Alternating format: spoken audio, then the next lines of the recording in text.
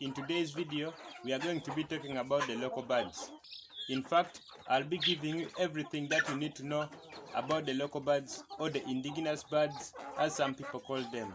Before we move further, if this is your first time on the channel, my name is Jacob, a passionate farmer about poultry keeping. On this channel, we talk about poultry farming in general. We talk about the layers, we talk about the broilers, the local chicken, ducks, geese, guinea fowl, in fact any kind of poultry, you will find it on this channel. So if you have been one of the people that have been looking for channels that can teach you on how to run a poultry farm successfully, then you're in the right area. But before you subscribe to the channel, and if you find the content that I'm going to give you is very useful to you, do me a favor, like the video, and don't forget to hit that notification bell. That way you'll never miss out in case I upload any new video. Thanks for doing that. Local birds are the indigenous birds in your area. Like in my country, Uganda, this is how the local birds look like, the ones that you're seeing here. I don't know from your area, how do your local birds look like? But that does not mean that all the local birds in some countries look the same like ours over here. Like in some countries, their local birds are very short, others have long legs, others have feathers on their legs, others are black in color all over their body, others have fat legs. In fact, there are very many kinds of local birds all over around the world. Much as they are all different in shape, size, color, and many other characteristics, they are all local chicken of your area. Starting with the price of these local birds, among all types of chicken, whether layers, broilers, or even broilers, the local birds are more expensive compared to all these types of chicken. Like for instance, a day-old chick, which is, let me try to show you one of my day-old chicks so that I can show you even the prices that they are also sold in my country. Right over here, we have our chicks which are now 3-day-old. So these chicks right over here, a local chick like this one over here, cost around 5,000 Ugandan shillings, which is approximately $1.30. But the layers or the broilers cost around 3,000 Ugandan shilling if worst, which is only $0.5 to $0.8. That with the day-old chicks in my country. So you can see that their prices are way more higher than layers or even the broilers. Still with the prices, like this one's over here, this cock right over here, let me try to zoom in so that you can see, cost around 30 to 35,000 Ugandan shillings. That is the village price, meaning that if you are to be selling it in towns or in cities, it may be twice the amount that is in the village. So that is with the prices of the adult birds. And in most cases, these birds are sold in kilograms. Like for instance, a kilo of a local chicken's meat is at 16,000, while a kilo of broiler meat is at 8,000. So you can see the huge difference in the prices. And if we are now to convert it in US dollars, it may be 4.2 to $2.1 respectively. The reason why the local meat or the local birds are more expensive compared to the broilers or the layers is that their meat is very hard, and second, their meat is very nutritious compared to the broiler meat. The second thing that we should know about the local chicken is the shelter or the housing. So when it comes to the shelter of these local birds, this is not something that you should worry much on. These local birds are used to sleeping anywhere. They can sleep on trees, in your backyard, or even in the kitchen. They would still be comfortable. Initially, when I started this poultry farm, I had to look for the birds and then bring them to my farm. And these were adult birds. That was because we don't have any breeder farm which is currently supplying us with local birds, day-old chicks, which are local. If it was there, I would rather buy the day-old chicks than these adult birds. So when I bought these birds, I initially had some birds which were now used to sleeping in the evening when I brought these birds. So when it came time for them to enter inside the poultry structure and then sleep, these birds that I had brought didn't even want to enter the poultry structure, but they had to come right over this mango tree here and then climbed it up and then started to look for somewhere that they should sleep. And from there, I witnessed that these birds were sleeping on the trees. And I had to struggle and then bring them down and then try to let them enter inside my poultry structure. The point is that with the local birds, it is not a big deal about where they sleep. Anywhere they are comfortable. But if you are now planning to be doing local chicken as a business, then I would recommend that you at least have a structure where they should go and sleep, they should lay their eggs, you keep the chicks there, things like that. And most of all, these local birds are kept on a free range system. Now let's say that your hens hatch chicks like the ones that I'm having right over here, and you let them on a free range system. Of course, it would be very easy for the wild animals or the eagles to attack your chicks. Not only that, it will also prevent wild animals or even snakes from attacking your birds when they are on the trees. So try to have a chicken house, even if a small one. Get it on your poultry farm. That will help you so much in keeping your birds safe. Number 3 is the breed of the local chicken. These birds are majorly kept for meat production. When it comes to the eggs, then these local birds are not very good in egg laying. For instance, the layer birds, when they start to lay, they lay an egg after every 26 hours for a period of at least 2 years, meaning that you will be getting an egg every day from a bird. With the local birds, it is quite different. These birds lay for a specific period of time. I will give you an example, like this one over here. This one, which has now hatched into chicks. Let me try to show you. It is right over here with 11 chicks. This hen is approximately 5 to 6 months, and this is its first time to lay. It laid 11 eggs for 11 days too, meaning that it was laying an egg after every day. So there is no way we can stop these birds from laying. The moment you see them brooding or sitting on their eggs, then definitely you should know that it have now stopped laying. After laying, they brood the eggs and then hatch them into chicks. And again, they start laying after a certain period of time. It is not like when they now start laying eggs, they lay daily. No, that's not the case. They lay for a short period of time and then brood the eggs, hatch them, keep the chicks, and then lay after another period of time. But with the layers, they lay every day for 2 years. That's why I say that these local birds are not very good for laying eggs. They should only be kept for meat consumption. And for this hen to start laying again, that also depends on some factors. One is how long you let the hen to stay with the chicks. The more you let that hen to stay with the chicks, the more it will take long to start to lay again. For us over here, what we do is that we let this hen right over here stay with the chicks for 1 month. 1 month. That is when it has now finished the brooding process of a chick. That is when the chick is now ready to stay on its own. We separate the hen from the chicks. We let these chicks remain here, and the hen is let outside and join the rest of the chicken, where it will now start to lay for a period not more than 1 month. Second, if you leave them to stay with the chicks, the hen with the chicks together, then it may take 2 to 3 months for the hen to naturally abandon her chicks. You can see that that period alone is very long, and if you are now doing it as a business, then it will not be making any sense at all.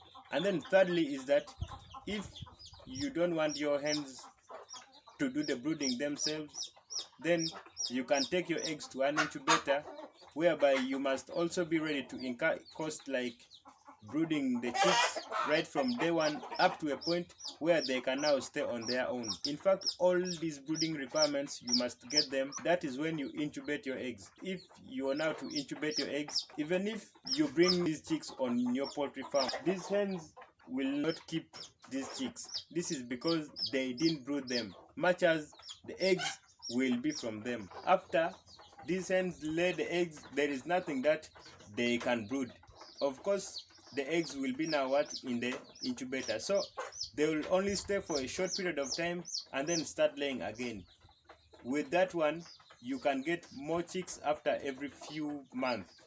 It is very costly when you are to calculate it. You must brood these chicks for a period of 1 month and then also pay for the eggs in the incubator. So you can see how these costs rise. That's why we use this kind of method for raising our chicks on this poultry farm. On top of that, we make sure that we give enough feeds to our chicks. This is because we want them to grow very fast within the shortest period of time. What do I mean by enough feeds?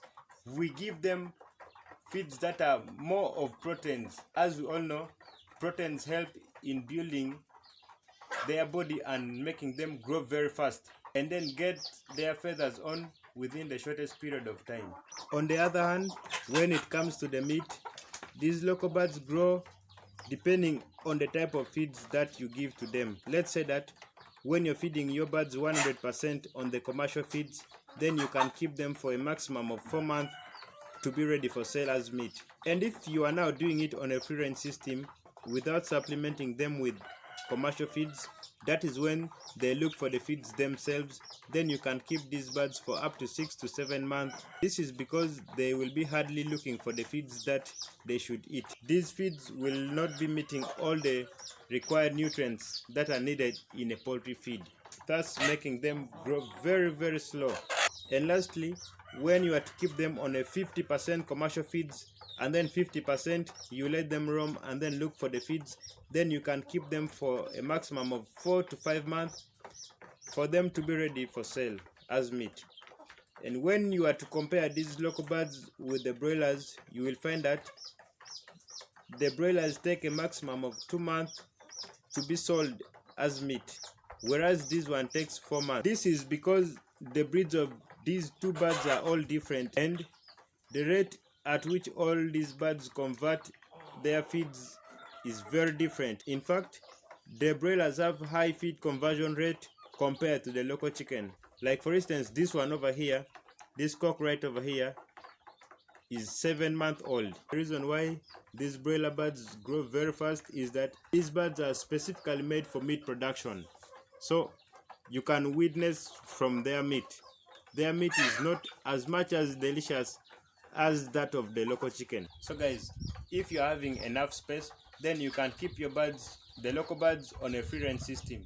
That way it will help you so much in marketing your birds, and then second, it will help to cut the cost, like for feeding them every day. Like mine over here, as you guys can see, I have plowed a section of my farm where these birds can go and then look for the feeds from the soil. And then right over here, I think you guys can see the grass. This chicken also go and feed on this grass. With this, it will also be saving me so much with the feeds that I need to be buying daily.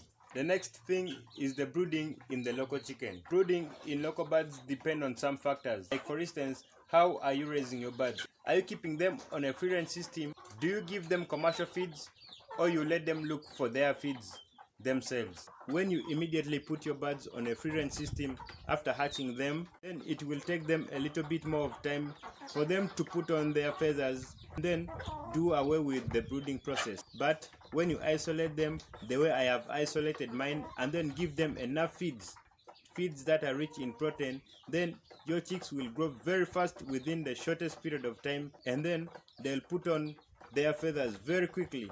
That way they will be done with the brooding. The brooding is actually done for the birds to only put on their feathers. When these birds have now put on their feathers, that means that they can now stay on their own. Things like the coldness cannot now attack them. Another one is the incubation period of the local chicken. Just like any other chicken, the local birds also take 21 days to be done with the incubation period. And guys, the rate at which these local birds hatch is very, very high compared to any other kind of chicken. These local birds also have a capability of laying up to 20 eggs, and surprisingly, they will hatch them all. And if there are some eggs which are unhatched, then it may be 1 or 2, meaning that the rate at which these hens hatch their eggs is very, very high. You can witness from mine over here, it laid 11 eggs and then managed to hatch them all. So that's what I'm trying to say. So guys, before we proceed, there was a question that was frequently asked on my YouTube channel about mixing poultry feeds right from the start up to the end. Some days back, I dropped the first section of the video of mixing your poultry feeds, part 1.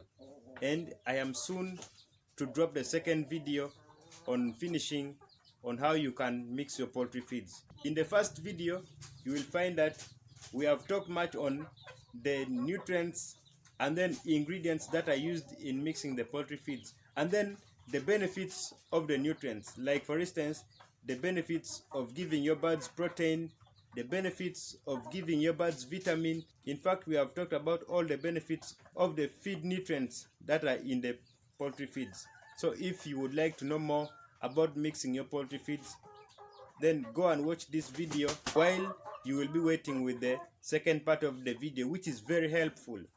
And if you have not yet subscribed to the channel, then do me a favor, subscribe as well, so that you will be notified immediately I drop the second video. Another thing is the mortality rate in the local birds. The rate at which the chicks die due to diseases is very, very low in the local chicken.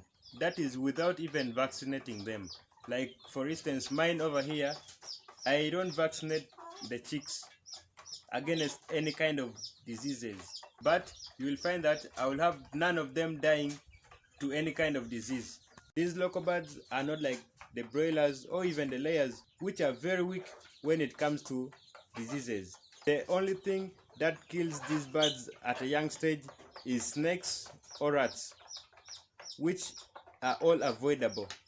One is by creating a cage like mine over there, and then second is by making your house very well in such a way that there are no openings that will lead any kind of wild animal inside your poultry structure. When you have done all the things perfectly, then your birds can stay without dying or with zero mortality in your poultry farm. And if you are now doing a natural brooding where the hens will be the one taking care of the chicks, then that will be also another added advantage. It will increase the rate at which your chicks will be protected. The next thing is the medication in the local birds. These birds are very hard when it comes to diseases, and they are not usually disturbed by these poultry diseases that usually disturb the layers or the broilers. I'll give you an example. In my area, we only have one poultry disease that disturbs the local chicken. This poultry disease is seasonal. It only comes once in a year, and it comes between May and then June. After that, you will now not see any kind of disease on your poultry farm. Of course, you may have other minor diseases like the cough and then others which are very easy to cure. But these hard diseases, no, we don't have them in the local chicken. And most of the people here do not vaccinate their birds against any kind of poultry disease. What happens is that when this poultry disease comes, out of 15 birds, you may lose half of your birds. Now, let's say that you do vaccinate your birds against this kind of disease. Of course, you won't have anything like your birds dying to this kind of disease. Another one is the rate at which these birds multiply. Is it high or low? Let me tell you. Much as these poultry birds grow very slowly, when it comes to their multiplication, they multiply really fast. Let's say that I start with 20 adult hens and they all start to lay, and they lay a minimum of 10 chicks each. Multiply that times 20 hens, that will be 200 chicks just in one round of lay. Let's say that you keep the birds for a year. How many chicks will you be having? The last one is how to identify your birds. With the female birds, like these ones over here, all of them are female. The female birds are way more smaller in size compared to the male. And then second, their combs. Let me try to zoom in. Their combs are very small, as you guys can see. Their combs are very small compared to the what? The male one, or the cocks. You can see a cock right over here.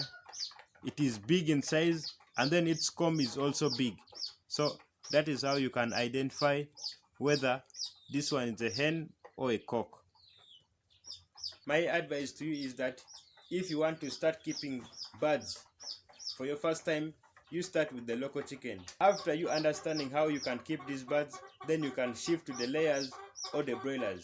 With local chicken, you will get enough information on how you can handle the layers or the broiler birds. So guys, with this information, I think you can now make up your mind on which kind of breeds of birds you can start with. Otherwise, thanks for watching, and if you have not yet subscribed to the channel, do me a favor, subscribe to the channel. That way you can be one of the family members in this awesome YouTube channel. Don't forget to hit that notification bell. That way you'll be the first one to be notified in case I upload any new video. Thanks for doing that. See you in my next video. Bye bye.